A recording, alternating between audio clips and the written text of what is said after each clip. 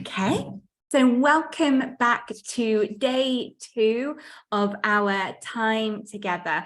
Thank you, Sajeste. Thank you so very, very much for joining live, whether you're here in the Zoom, whether you're on the Facebook, and if you're making time for the replay, thank you, because that, as I suggested, requires an extra little bit of motivation. I'm really delighted to spend this time with you.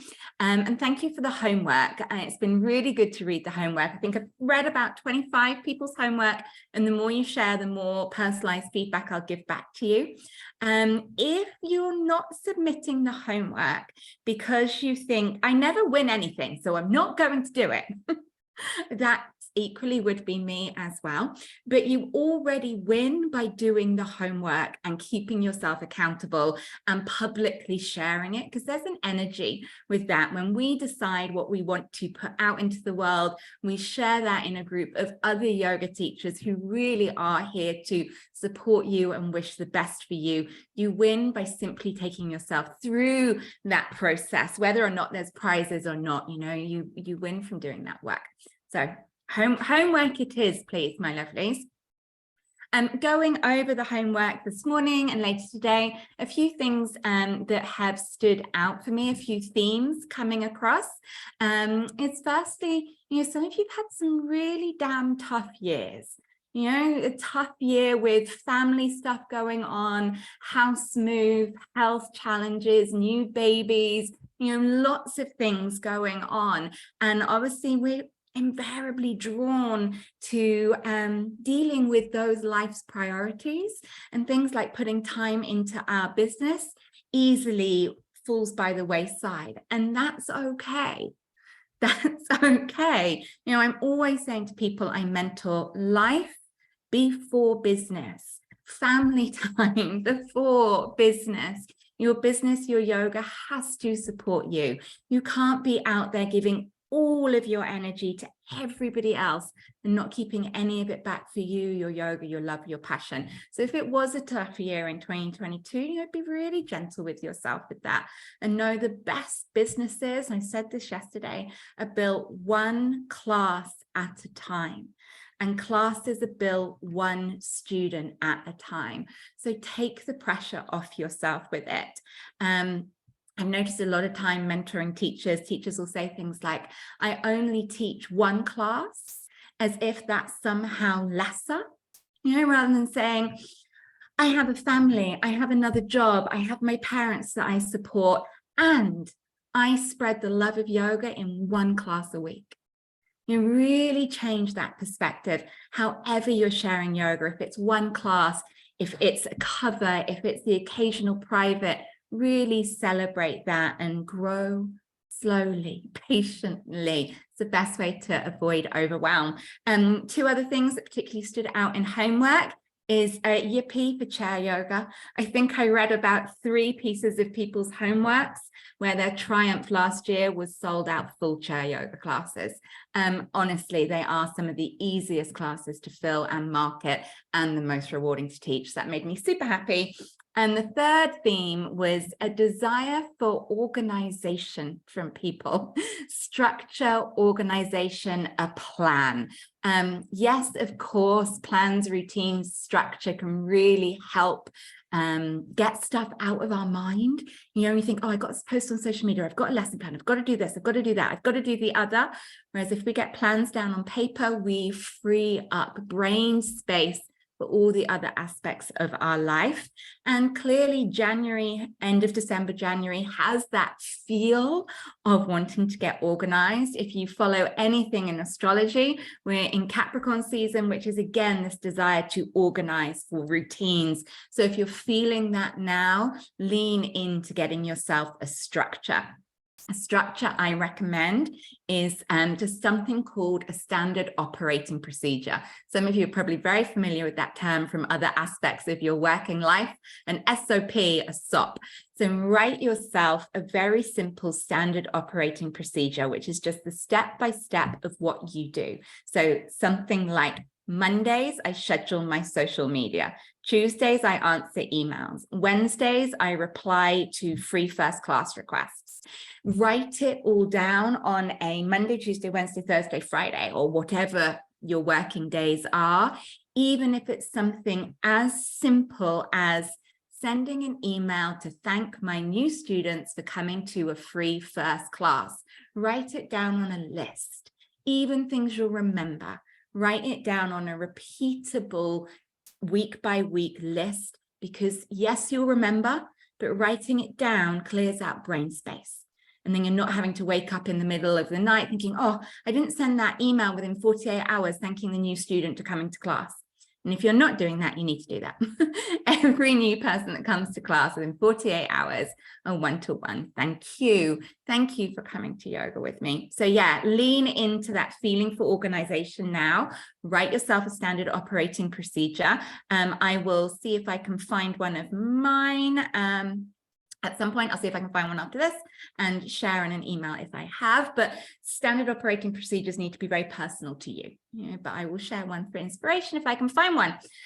So they were the 3 standouts from homework, but please keep sharing. I'll keep reading and keep giving personal feedback as well.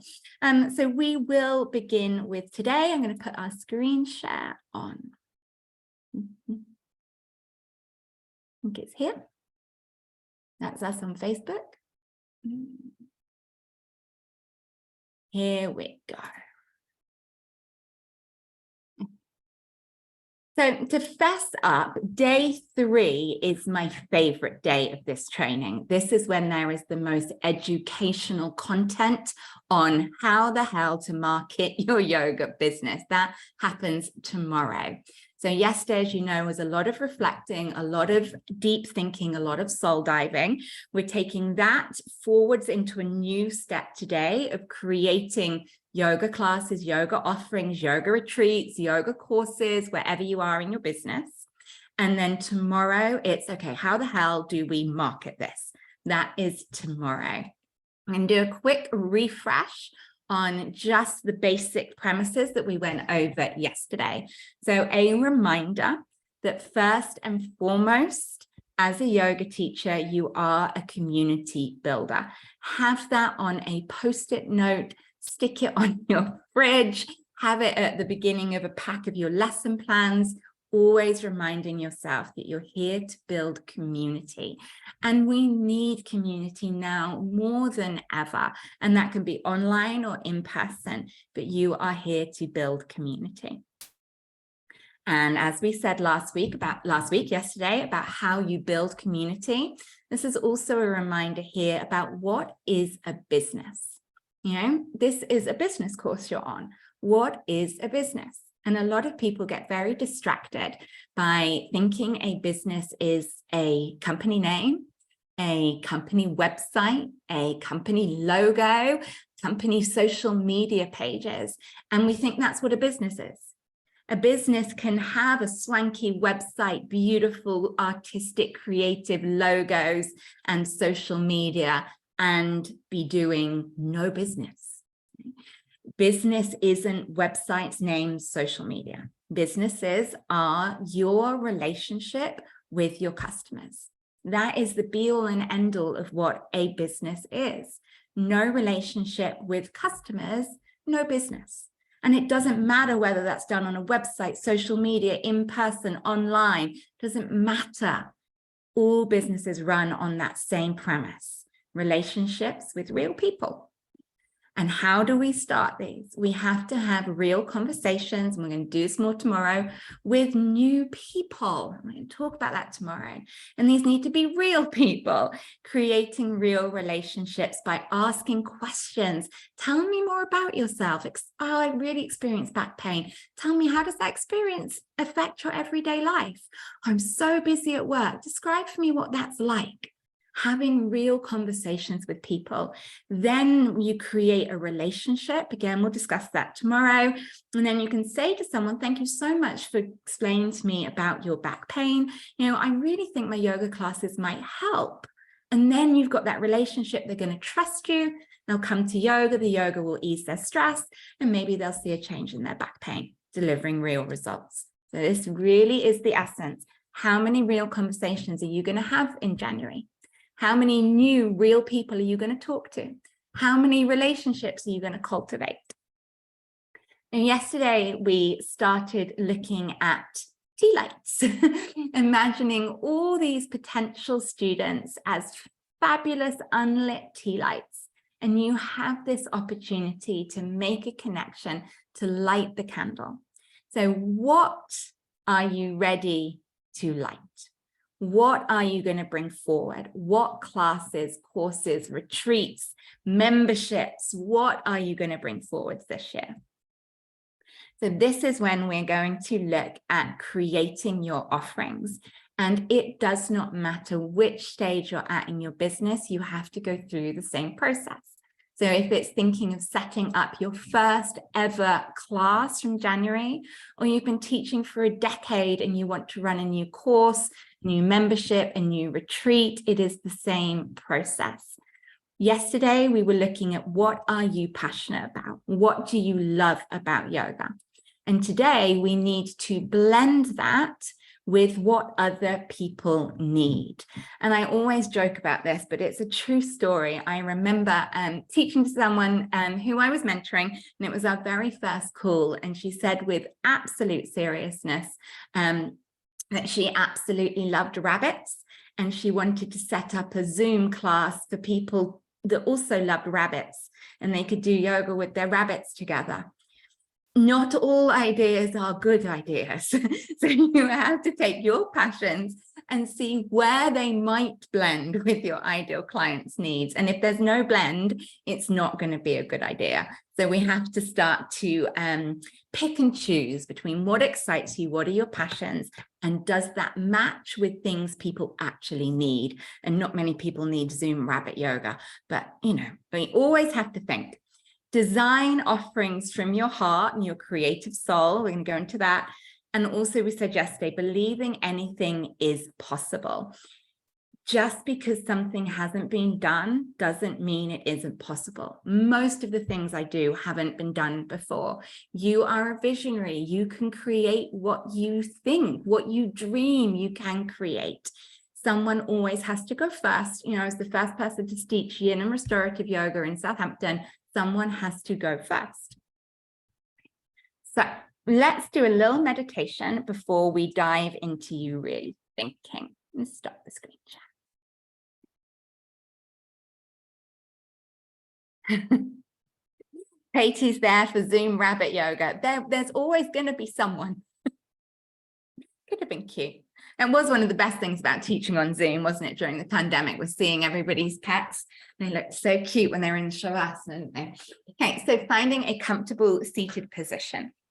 And we're going to do a mudra and affirmation meditation. If you don't want to do the mudras because you might need to open your eyes to see them, feel free not to, or do the mudras with me as you like. So we're going to start with Chin Mudra, so thumb and index finger lightly touching, and just rest that down on the lap. The second mudra, so I'm going to show you them all now, will be Hakini Mudra, all of the fingertips together, pressing together. The third mudra, Anjali Mudra. Then we'll blossom the fingers open into Padma Mudra, and then probably in extending the arms out away from your body. So starting with Chin Mudra, thumb and index finger together, lightly closing the eyes, settling into your seat.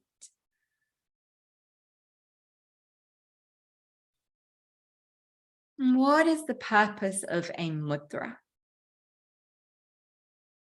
Mudras focus our energy and our attention.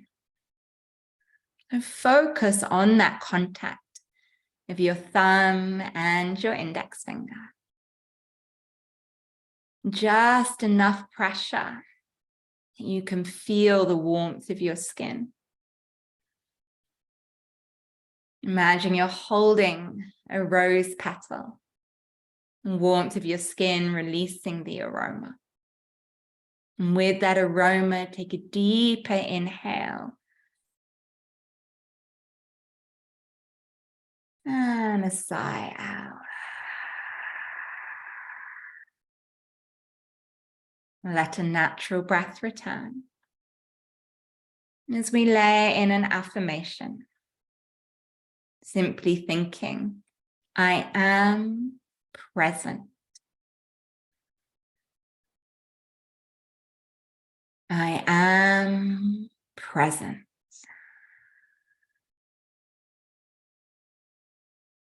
I am present.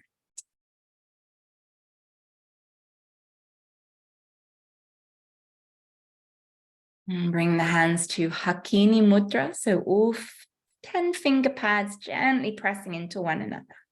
Let this sit around your diaphragm. And taking an even pressure through all of the fingers. Imagine holding 5 rose petals, one between each finger meeting point. Take a beautiful deep inhale of that rose aroma. And sigh it out. Feeling your focus at all 5 meeting points. Layering in the affirmation, I am focused. I am focused. I am focused.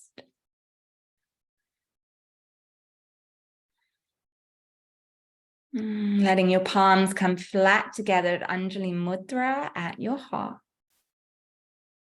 Imagine holding a little rosebud in the palm of your hand, safely cocooned. Maybe that rosebud represents a unique idea, or just your unique energy, your light.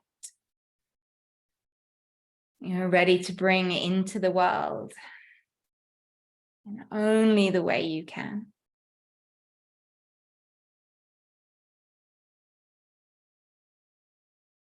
Breathing into your heart space. I am a light. I am a light. I am a light.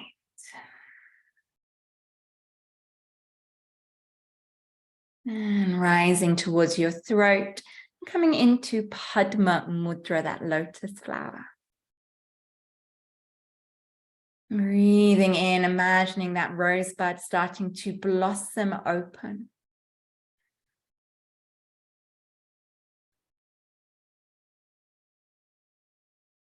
Layering in the affirmation. I am blossoming. I am blossoming. I am blossoming.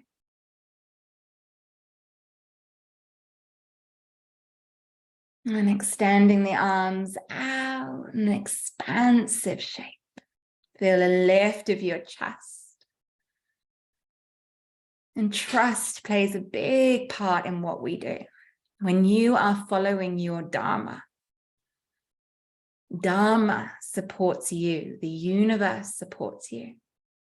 Layering in the affirmation, I am supported. I am supported. I am supported. And bring your hands back to your body.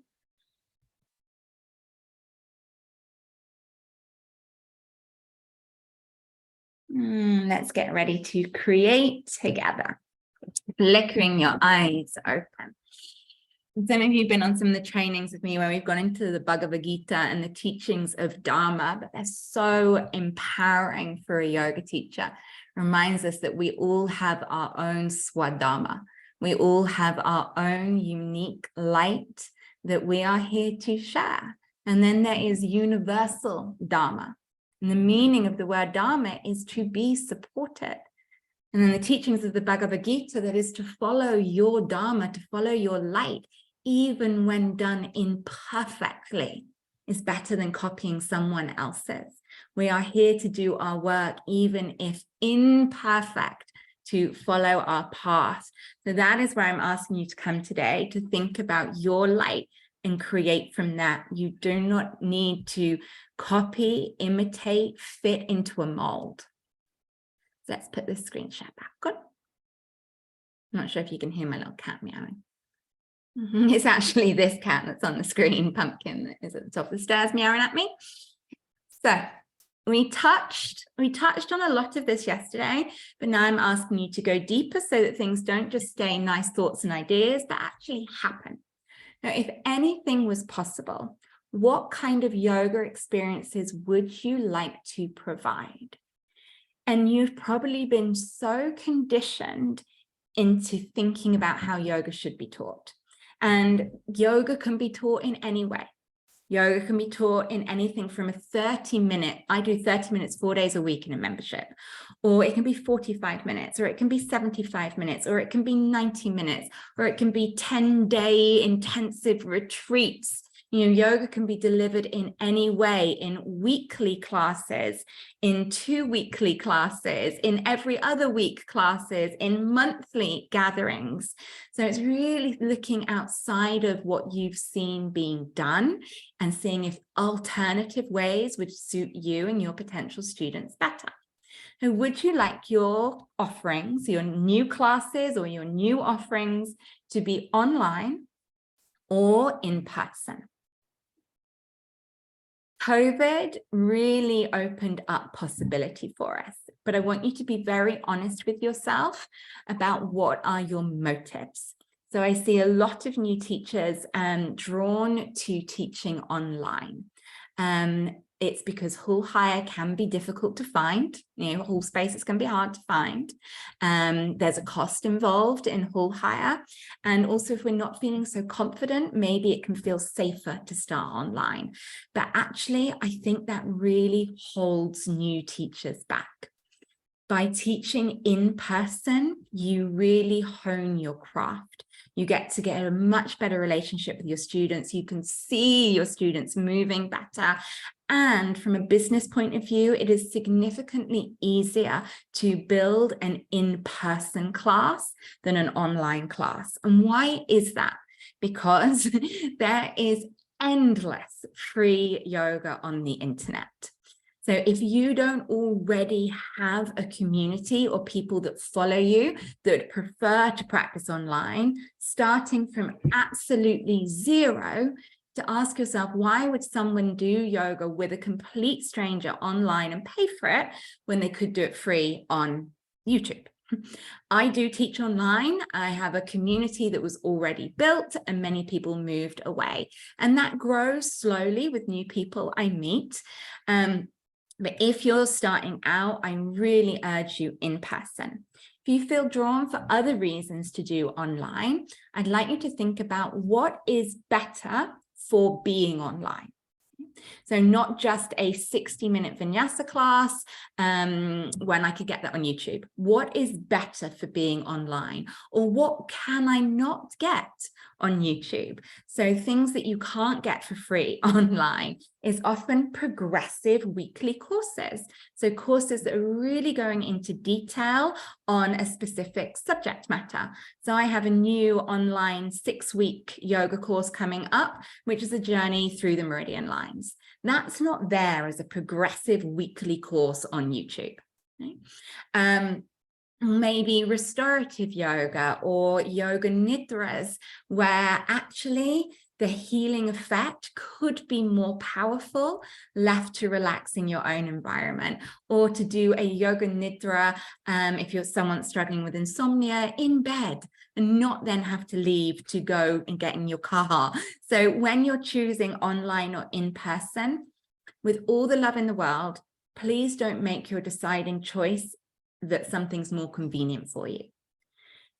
Teach something online because it's better for being online. Teach something in person because it's better for being in person. And if you're brand new, I promise you, setting up in person will be much, much easier to build. So would you like to do classes or courses, workshops or retreats? And there's a lot of power in the naming. So for instance, let's look at workshops versus retreats. Let's just look at that as a word. So when I started teaching, their retreats were weekend retreats or week retreats abroad. There were no day retreats, there were no half-day retreats, but there were workshops. And then we started offering day retreats. And now I've seen this kind of hybrid of sort of half-day retreats or mini retreats. And I look at them and I think, it's actually a workshop. People have to some degree stopped teaching workshops. And why is the choice of word important? Because it affects the value your potential client places on it. If I hear the word workshop, I presume, and you might be different, your clients might be different. If I hear workshop, I think educational.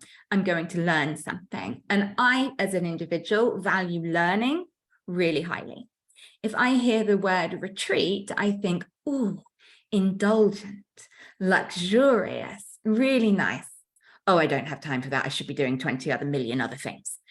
And that's my personality, that I value learning above indulgence. So neither's right or wrong. I'm just asking you to make considered choices. Is it a workshop? Is it educational? Is it indulgent? How is that going to appeal to your different clients? Same with classes versus courses. If it's a course, I'm expecting to learn something, to go through a progressive journey. Beginners love courses. Nobody feels like being the only beginner in a yoga class. So if you are starting from scratch or you're wanting to reinvigorate your yoga business with new clients, put on a 6-week beginners course. And then after the 6-week beginners course, you put on beginners part 2. Or, maybe it's a course for a group of people, such as yoga for runners, a group of people that would do better learning together. Or is it a course that goes through a particular educational content, like a journey through the chakra system, or a course on yoga for stress relief and anxiety prevention? So is there an educational component? And no, some people value that higher. Okay? Or is it a class? And classes can still have themes, they can still go on journeys, but making a choice. If you are time poor, and I know some of you are raising families, you've got other jobs, think about the courses route. Because when you run a course, you are marketing to a specific start date, and give yourself 4 to 6 weeks to market before a start date. And in that 4 to 6 weeks, all you're doing is marketing the class, telling people about it, having conversations, putting out flyers, doing posters. Then when the course starts, you can press pause on marketing and refocus all of your energy on lesson planning, connecting with your students, of teaching yoga. If you're doing a class, you have to be doing those two together all the time. So every week, marketing your class, every week, planning your class. So if you're getting started or you're time poor, start with courses. If you're happy with classes, but you want a new injection of new students, put on a beginner's course. And then at the end of the beginner's course, invite them to filter into your other classes. How long would you like your sessions to last, and over what time scale? So do you want 60-minute classes? My philosophy in movement is once a month, and the classes are 1 hour and 75 minutes. Or do you want a 2-hour yoga class? You can create anything, you don't have to fit the mold. And over what time scale?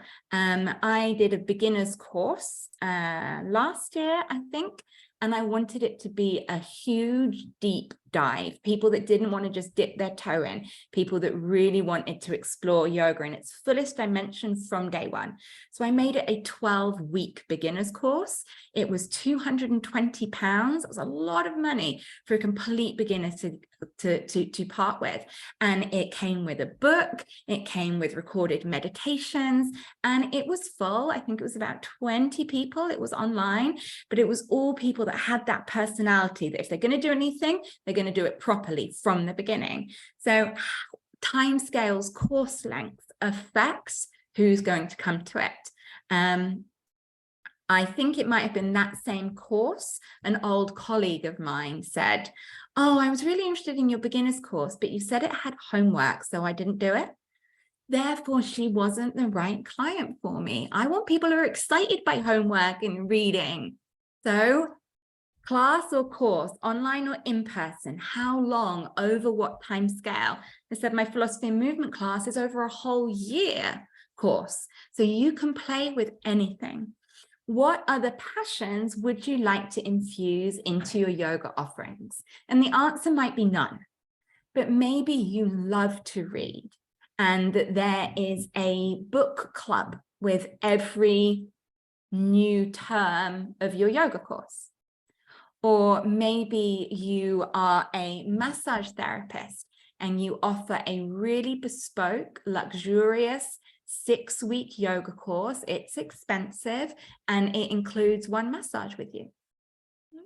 People want to be able to choose from budget to luxury. You can give that wide choice. So what are your other passions that you might like to infuse into your yoga offerings? I used to run day retreats and raw chocolate making workshops. You can put it all together. So then comes a teeny weeny little bit of tough love, I'm afraid. I'm actually coming out the screen share for this. Build it and they will come is the worst thing anybody ever said to anybody helping to build a business. Build it and they will come is not true. It is not true. I've got a feeling someone said to me recently, did that phrase come from church? I think it might have come from that background, build it and they will come, but it is not true. It is not true. Okay, hence the rabbit yoga thing. Build it and they will come is not true. What is true then? They will only come if they need, want, or desire what you're offering. So it's so important that you do start with your passions and life before business, but we have to then match these up with the needs, wants, and desires of our potential students. What do people need, want, or desire? Okay. Let's have a, there is another slide on that, but let's have a little brainstorm on that.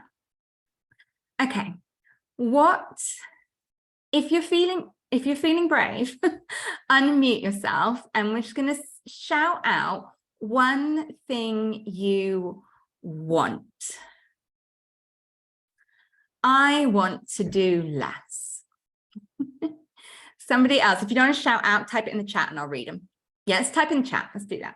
So what do you want? What do you want, need, or desire in your life? I want energy. Energy. Yeah. Sleep. More free time. To spend more time in nature. Purpose. Money. Stress relief. Fresh air. I want to earn more for less energy and time. So think to be with people who have things in common with me. Yes. To leave your corporate job. Connection, humor, community. So look at some of those things in the chat. Get the chat open, because do you know what? We're not different to anybody else. If we were to take a rough poll of everything we want, there's a good chance that your community want the same thing. They want more energy. They want better sleep. You know, and even when we're saying more income and less work, I think everybody wants to do a little less and have a little bit more downtime. Want time for me, time to create, fresh air, community, connection, to be with people, to have things in common. How can your yoga classes meet these wants, needs, and desires for other people? Connection, humor, community, time outdoors, time for you. More time for hobbies. How can your more balance in my life to do more fun things? I mean, yoga, that's going to, lots of people are going to agree with Jatinder there, and yoga's going to do that. So start to get to really think, what do people want, need, or desire? Now, where we might have differed as a group of beings then is we went quite deep. And you're all yoga teachers, so no surprise. Take a little poll of other people in your life. Just say, what do you want this year? what do you need this year? What do you desire? And what nobody said then was to be fitter, to lose weight, to feel healthier. Think of some of those other surface level needs, because people have surface level desires and then they have their deep desires. So let's take that. I hate, and I'm sure you all do, I hate the January, new year, new you, lose weight, get fit malarkey. But you know, it is so, it's everywhere. Even when people reject it deeply, there's still part of some of psyches that feel that pressure. But that's a surface level pressure, isn't it? Let's take that one. I would like to eat less, weigh less, feel fitter. That's a surface level want, need, or desire. And we know as yoga teachers, what's the deep want, need, desire beneath that? Self-worth, self-confidence, better connection with the body, isn't it? We know there's the surface level, I want to lose weight. The deep, I'd like a deeper sense of self-worth, self-love, compassion. Okay? So we need to understand people's wants, needs, and desires at that surface level. I want to feel fitter. Okay? What's that on a deeper level? I want to have self-respect for my body. Okay? We need to be able to acknowledge both and talk to both. To be able to talk to people at both levels. So start thinking that, start chatting that through with people. What do you want, need, or desire? Yeah, but what do you really want, need, or desire?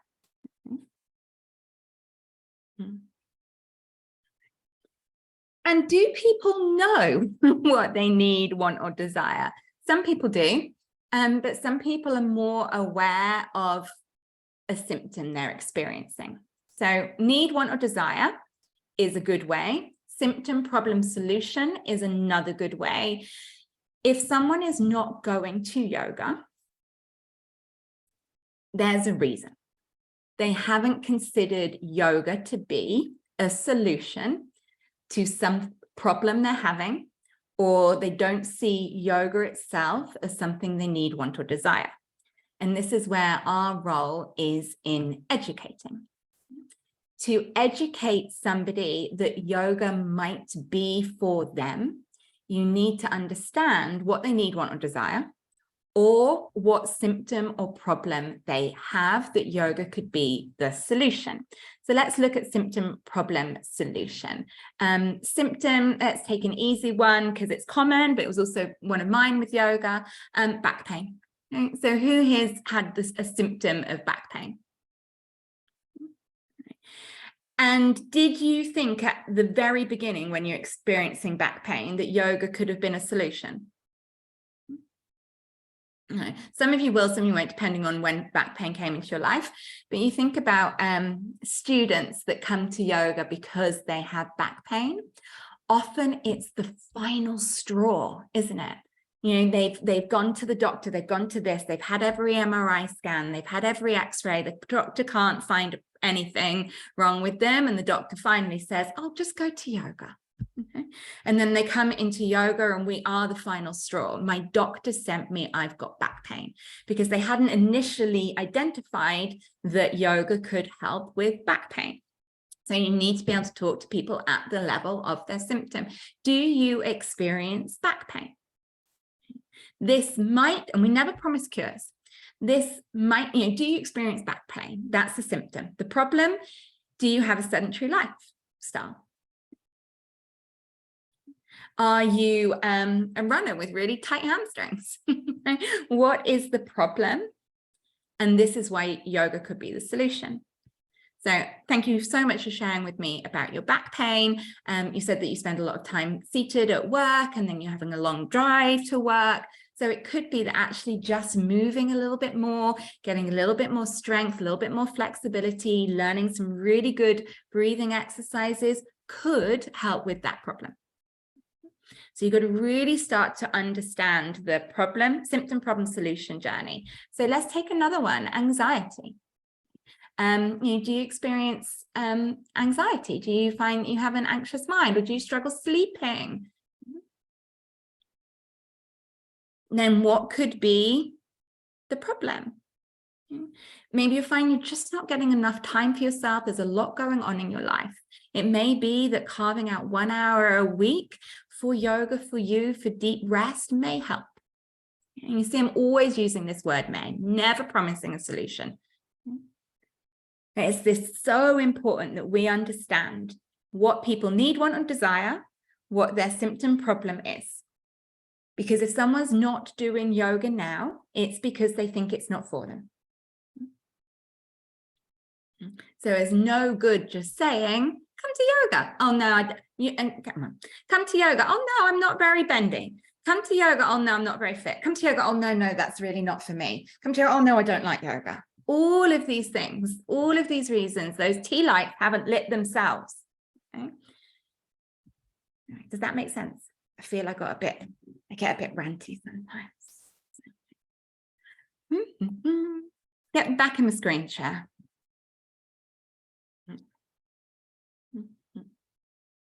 Okay, so once you've thought this through, this is really coming into your homework now, because it's going to take a little bit of time. So identifying your target students, identify real people, even if it's just your best friend from school who lives nowhere near you anymore, is a really good example of an ideal client for you. Think of real people that you want in your class. Work through who are they, gender, age, general mobility, fitness levels, barriers to yoga. Why haven't they started yoga? And thinking through things like general mobility and fitness levels is really important, because things that you might take for granted could be a reason someone's not doing yoga. Like, what's the first thing we do in a yoga class? Come and sit cross-legged on the floor on the mat. A lot of people can't get down on the floor and get back up again. So maybe it is that actually you're teaching a class, it's not a chair yoga class, but there's always a chair at the back of every mat. And when you're doing the introduction to a class, everybody starts seated on the chair. And then as the class progresses, people have the option to work down to the floor. But general level of mobility, fitness, barriers to yoga, why are they not already lit their tea light, basically? Know their why. Their pain points, their needs, wants, desires, their symptoms, problems, solution, what we've just gone over. And then points of consideration. What would be their motivation for coming to your yoga class, or coming to your course, or coming on your retreat, or taking your membership? That's going to be because you meet a need, want, or desire, or you are the solution to a problem. Exactly what I was just talking about, to start to get that down on paper. And then by coming to your class, course, retreat, how will that person's day-to-day life be improved? And again, you know this once you've worked out want, need, desire, symptom, problem, solution. You know how their everyday life is going to get better. And this is so important as we go into a cost of living crisis, or we are in a cost of living crisis. You want students who don't see yoga as a luxury. Okay? I remember this when we went into lockdown back in March 2020, wasn't it? Sorry. And they said before we went to lockdown, they encouraged people to stop doing non-essential things. My classes were still running. My students were still coming, saying yoga is essential. Yoga is essential to their mental health, their physical health. So to get your students to know that yoga isn't a luxury, it is essential. You've got to be able to communicate how their day-to-day life is going to be better for doing yoga. Your students' expectations of your course, of the class, of you, really good to think that through. And what are their goals? What are their goals? How can you make them? Then you go into a little bit more detail, whether you're setting up a new class, course, retreat. I've used the word course, but you can change it to anything. What is the duration of it? 6 weeks, 4 weeks, 3 weeks, 2 years? What is the duration of it? What is the cost of it? Venue, day and time, number of students. And once you've worked out that, it all starts to create the offering. And then think about what is the learning objectives, what are the real results? It's just what we've been talking about. This is bringing it all together. Course outcome. How will your students continue their yoga journey on completion of the course? That's really worth knowing. So for instance, if you are doing a beginner's course, 6-week beginner's course, and you know that you plan on doing a beginner's part 2 afterwards, you want to be sowing that seed quite early. So you'd be saying on things like the second week, so in our part 2, we'll progress on with this. Or in part 2, we'll be looking at the chakra system, just dropping in little seeds. So when it comes towards the end of the course, they know, oh yeah, I'm going to do that part 2 afterwards. So you want to know, or they're going to be coming to your other classes. You want to know, what are they going to do afterwards? And then just neatly sum it all up, your new class, your new membership, your retreat, whatever it is. Where are you going to hold it? Daytime, date, how many people, what, if anything, is included? So as I've said, in a couple of my longer courses, I'll include things, like I'll include a book, or I'll include a bolster. Every time you include something, though, remember you are increasing your costs, and therefore the course offering costs have to go up. With the cost of living crisis, I urge you to keep what's included minimal, so that you can keep prices down without affecting your margin. What the cost to you, what is the price, what is the profit, and then lastly, are you excited about it? If you're not excited, please don't do it. If it doesn't excite you, don't do it. My husband is always coming up with all these sorts of ideas of things he thinks I should do in my business. They never excite me, so I never do them. You have to come from your place of passion. It has to excite you. Then you write this up as an offer. So this, you might be putting it on a flyer. You might be putting it on a poster. You might be emailing people about it. We'll discuss this tomorrow. You might be doing it on social media. You might be writing up on your website. But roughly, how do you write about your class, your retreat, your workshop? You need a course or a class title. Please don't be too clever. Make sure it's really simple and easy to understand. And would potential students understand? So I'll see things like restorative yoga, relax and restore. Would a complete newbie know what that means? Some of you have heard me say this before, the only thing you restore is a computer hard drive. It's not actually a very sexy word. It could be restorative yoga, deep rest and relaxation. Or I teach a yin yoga class every Monday night, but I don't call it yin yoga. It's gentle yoga for physical and mental stress relief. Okay? So think about your course or class title.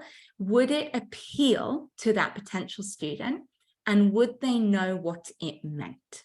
We never want to feel we don't know what something means, or be embarrassed, or feel it's not for us. So just don't be too clever with those course or class titles, and don't get too excited about alliteration. Then what is your ideal student hook? What is the one thing you can say they can go, oh, this is for me? So an example, I did a 12-week course called Transformative Rest. It was restorative yoga. I called it Transformative Rest. And the hook, all of my marketing started with, are you tired? Just that. Are you tired? Yes, here's the solution, 12-week transformative rest. So what is the hook? What is the why? And that talks directly to their needs. Course content, it addresses their core key needs. So what are the key things they're going to learn about in the course? And again, write in their language. So if it's a beginner's course and you're going to be teaching pranayama, a beginner doesn't know the word pranayama. So you'd say, learn breathing techniques. In yoga, these are called pranayama. Meditation or mindfulness, you really make sure that you're writing this in words people understand. Then give an incentive to book. Click here to book. Click here for your free first class. And ask them to do it. That call to action, ask them to do it. Okay, so that is our content for today. I'll just come in and check on questions as well. They said, please do your homework. You don't have to do it today. You can hand it all in a little bit later by the end of the week. But remember, you get that first prize. It's a free spot at my 6-week Fast Track to Full mentorship program. There's probably the one and only time this program is going to run. I normally run a 12-week program, but I know People are struggling, money's tight, people need help now. So I decided to do a 6-week mentorship program, my cheapest, quickest, fast track option. So there's a free spot up for that. The one-to-one website audit, yoga photography prize, or a month of my yoga warriors if you want to come do yoga with me. So that is our mentorship course. There's more information on my website. We'll talk about it more tomorrow as well. And tomorrow we are going into marketing, literally step by step. I'm going to teach you how to market because we've got to go tell people about your fabulous offerings. So if you need to dash, please do. We've overrun by 5 minutes. If you have questions, I haven't got anywhere to be. Well, that's not true. I've actually got a whole load of yoga teachers coming over for dinner this evening, but they're not coming over till 5:30. So that's fine. I've done all the prep. But let's hear if there's any questions. I'm going to start from the bottom and scroll up. I have to prioritize ideas as I have lots. Yes, one thing at a time. Just have an ideas book, write them all down, pick the one that's most logical first, and then come back to the ideas book later. But you don't want to lose those ideas. I sit on ideas for ages. Philosophy and movement, I think I sat on that for about 6 months. Yep, symptom is often high blood pressure. Meditation, mindfulness, pranayama is a solution, and people might not think of that. Definitely. Recommended to do yoga by my physio. That's really common. Yeah. Okay. Where should you send a copy of the workbook? For the homework, the easiest option for me is to post it in the Facebook group under the bit that says homework thread. You can just take a picture. If that's not possible for you, you can email it to me or send it me on Messenger. Can I go back through call to action? Sure. We'll go through call to action in great detail tomorrow, which is why I whizzed over that. So yeah, we will go into call to action in great detail tomorrow. Nikki, you like to keep your classes small, 8 max. Is this realistic to do and profitable? Yes, but you have to know why it is different, and it comes into pricing. So before COVID, I keep my classes about 16 people now, but before COVID, my classes were big. They were like 20, 25, and a friend of mine teaches at the gym, and their classes have got 40 people plus in them in the gym. And people like it, it's in their membership, and they're cheap. Okay? If you are teaching a small bespoke class of 8 people, that is such a different service for your client to receive, and it shouldn't come at the same price as 40 people in gym yoga. So I tend to explain pricing on this to people like wine. So imagine you're going to a really nice restaurant, or just an average restaurant, average local restaurant, and you ask for their wine list. They haven't gone, oh, do you know, I really want to keep all of my wine affordable for everybody, so I'm just going to put a house wine on and it's going to be good for everyone. They don't do that. They put an affordable house wine on, and then they'll put a bottle at £200, £300, £400. It's on there, you can see, you can make a choice. We want to enable people to make choices. If you are offering yoga classes for 8 people, that is a more expensive bottle of wine than your house plonk at the gym. Okay? So it is then understanding that and then explaining that. Tailored classes, think like small luxury hotels, how they market, small, bespoke, individual options and modifications to meet your own needs, develop a relationship with your teacher that understands exactly what you need on any given day. Really talk about why yoga is better in a class of 8 people. And celebrate that, and then just remove flexibility. Small classes do not work well on drop-in. They only work well on either courses or block booking or subscriptions, because you're keeping their spot. Call to action, I'll go back through tomorrow. Teach a variety of classes of different clients. Does it make it more difficult to carve out who I'm targeting to? Or should I just have a narrow audience? No. So it's just think about what you're, Sally, think about what you're marketing in that moment. So I teach strong vinyasa, I teach chair yoga and I teach gentle yoga for anxiety. I would just talk about one a week. So this week, I'm only talking about chair yoga. So all of my marketing is going to be about struggle to get up and down off the floor. I've got a really cheeky flyer. Did you struggle to pick this flyer up off the floor? Maybe you need chair yoga. Okay, so just know that this week or this month, maybe it's just this month, I'm only communicating with this demographic. And then next month, I'm going to shift my focus onto my vinyasa class and just rotate your focus around. Don't try and do them all at one go or you'll send yourself potty. So no, this month I'm focusing on my chair class. It might mean the numbers drop a little in my vinyasa, but that's okay because that's February's focus. Just rotate around.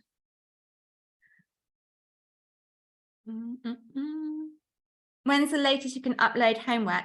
I can't remember. I think I've written it in the email. Probably the end of the week. Looking at the calendar, 31st would have been logical. Oh, Carla, I'm sorry, hon. I have such a problem with Hotmail. I put a link to the workbook in Facebook or just email me. Do I have a copy of the meditation? No, I make them up on the in the moment, but feel free to create your own from it. Had to stop working at gym. I started with 5 times 90-minute classes a week, 22 at a time. Personally thought that, well, yeah, it's a lot. Music, did I play? Stella, are you still here, honey? Yes. Stella, I'll drop you a link. Share, copy, song link. So I'm just putting in the chat. Oh, where's the Zoom go? There. In the chat, I've just put a link. So if you just copy and paste that link out, that is the song I used yesterday. It's a really nice one. All right. Thank you, my lovelies. Facebook, I'm going to come and have a look in the comments and chat in there now. And I'll look forward to reviewing all the homework and everything tomorrow. Just checking you've got my homework. Sarah, I did, honey, and I've replied to it. So I'm not sure where you sent it me because I have replied to it. So try and find it again and you'll find it in there. Okay. Enjoy. Have a good evening, my lovelies, and I'll see you tomorrow. Bye.